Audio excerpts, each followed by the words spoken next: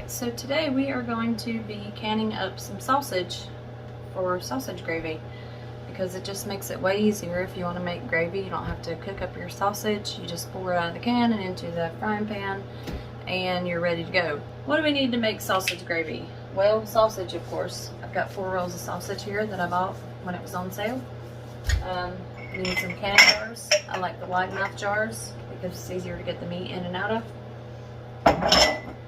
Frying pan, pressure canner. It's always important to have a pressure canner if you're going to do any kind of meat because it doesn't have the acid in it that's going to keep the bacteria down, so you have to have a pressure canner and pressure can anything that's not high acid. And I've got some water boiling back here. Basically that's all you need to can up some sausage. We are going to go ahead and get started. I'm going to start by cutting up my sausage into patties and browning them in my frying pan.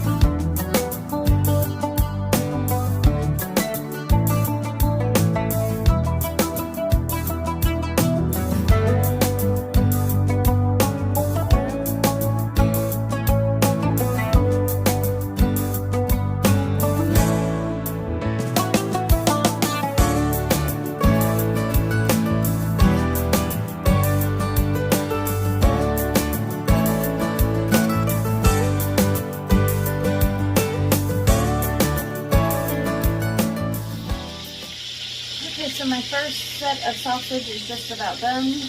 I'm going to take it out and put it on a plate that I have some paper towels on to kind of soak up all that grease, because you don't want to get all that grease in your jar. It messes with the seals on your jar. So I'm going to go ahead and put those on this paper towel. When I said brown earlier, I meant you probably need to cook sausage all the way through, because you don't want to, when it cooks in the oil, it's going to release a lot of that oil.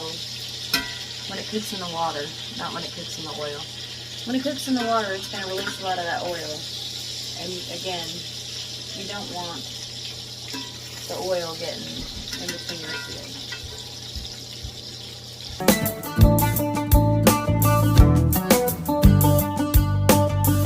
And put them in the oven while we finish cooking the rest of our stuff.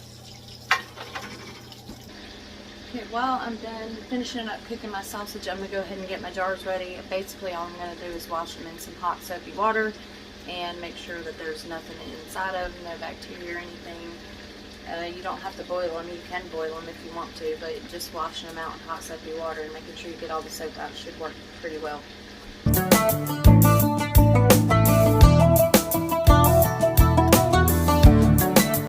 Okay, so now that our sausage is cooked up, we're going to get ready and put it in our jars, and then we're going to add some hot water to our jars. The whole time that I was cooking the sausage, I was boiling water on the stove and putting hot water into my canner so that it kind of gives it a head start on actually coming to a boil. Didn't really work out as great as it would if it was hotter in the house, because this is just warm now, it's not hot. Generally, you'd want it to be hot when you started, so it boils quicker and the process goes quicker. But since it's just warm, I've got it on the stove, I've got it on high. We're going to let this get hot. I'm going to add my jars to it after I get them all filled up, and then we're going to close it up and get ready and start the canning process.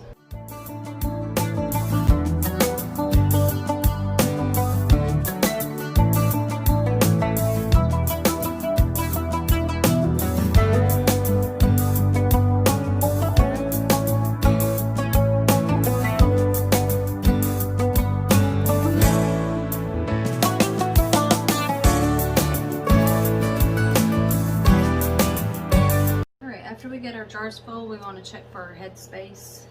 You can buy this at Walmart. It comes with canning supplies.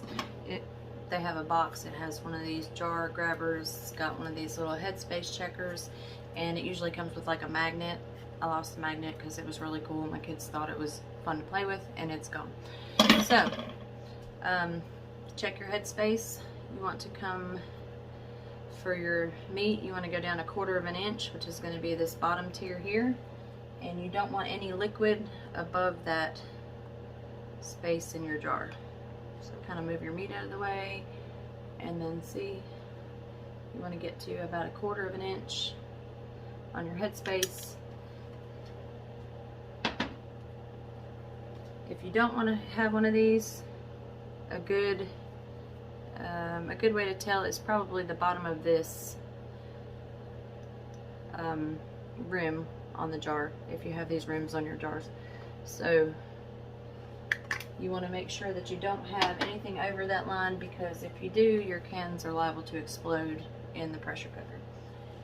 And then you need to take some apple cider vinegar and a paper towel.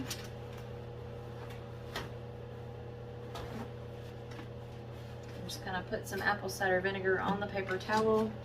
Before you put your lids on, you want to go all the way around the rim of your jars with the apple cider vinegar, just to make sure none of that fat is on the rim of the jars and messes with your seal. And after you get that done, you can go ahead and put your lid on. Make sure it's in the right spot, and then just hand tighten your cap. That's not what it's called, but I can't for the life of me think of what it's called right now. And then your jar will be ready to put in the pressure canner.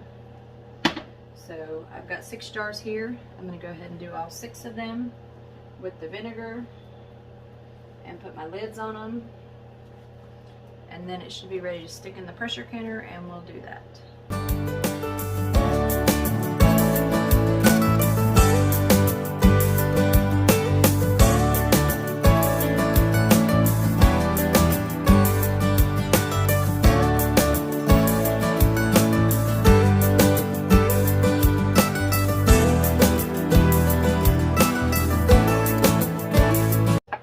Just a real quick note, you do not want to over tighten these, I still can't think of what they're called, these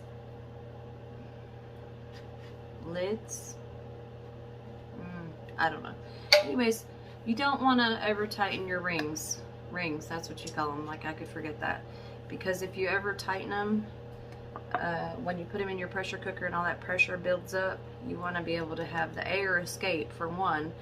And if you over tighten them, you won't be able to get them back off. I spent like an hour and a half one day trying to get these rings off of my cans. And you want to be able to take them off when you're done, because that's a good way to see if you've got a good seal. When you store them, if you store them with the ring on, you can't really tell if the seal stays good. But if you take that off, you can kind of keep an eye on your seal. Alright, so we should be about ready to put them in our canner. So I'm going to put all 6 of these in the canner at one time.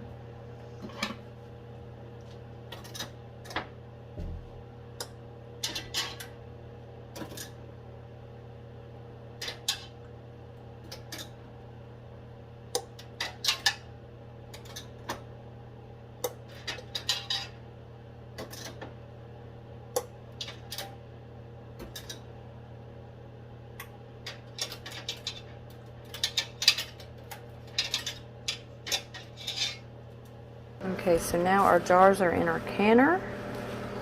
So I got everything in the canner. I'm going to go ahead and put my lid on it.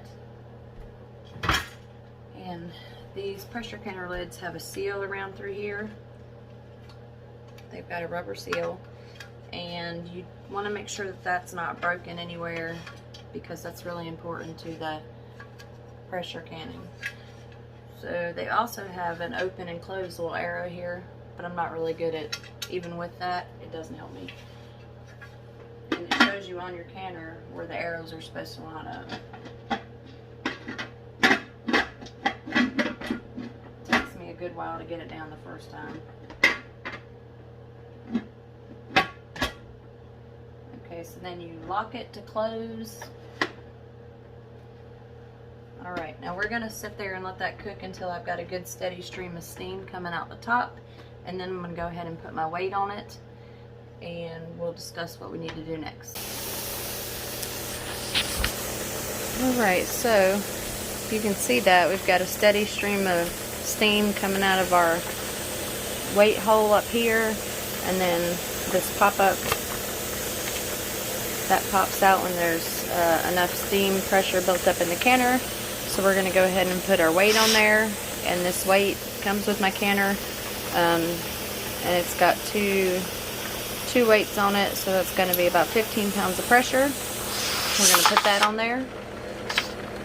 When this weight starts moving back and forth like this, then we're going to start our timer as to how long we're going to actually keep these under pressure. So for any kind of meat, you want to do 90 minutes, but you don't start counting the minutes until after this weight starts rocking back and forth. So when that starts rocking back and forth, I'll turn on my timer, and then we'll finish up. Okay, my weights have started rocking back and forth, so now I'm going to set my timer for 90 minutes.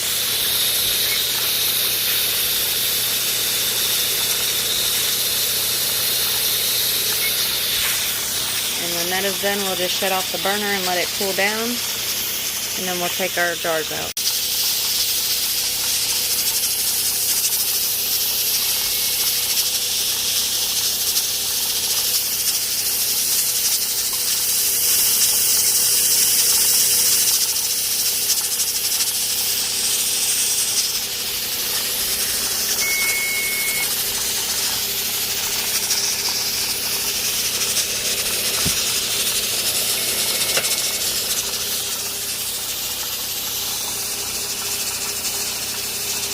We are finished with our pressure canning portion.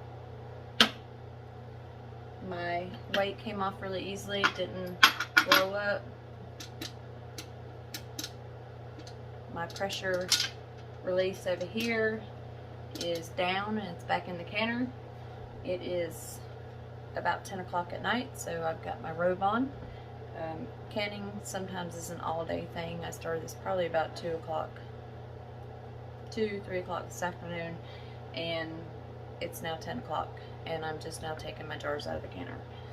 So what you want to do is unlock your lid, take your lid off,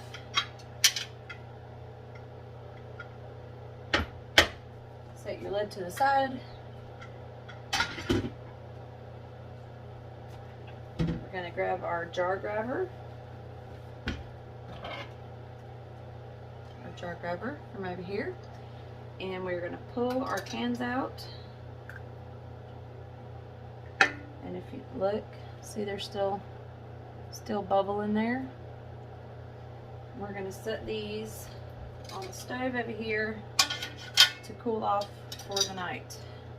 My seals are they're already good, but I just like to let them sit on the counter and cool off, and then tomorrow I'll clean the jars and take my rings off, and I will put them into storage.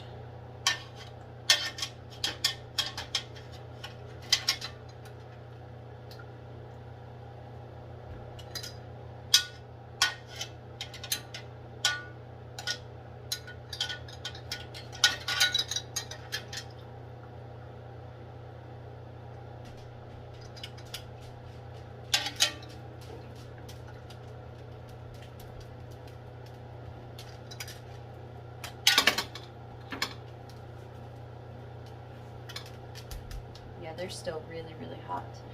So that's about it. That is how you can up sausage, or really any kind of meat. Chicken, you cold pack. You just stick it in the jar raw, and then you put it in the canner for about 90 minutes. Same thing with beef, you cold pack that. Sausage, any kind of oily, greasy meat, you want to kind of cook some of the grease out first, which is why I cook the sausage first and I don't just stick it in the canner. But now you know how to can sausage. So thank you for watching the video, and I hope to see you next time. Bye.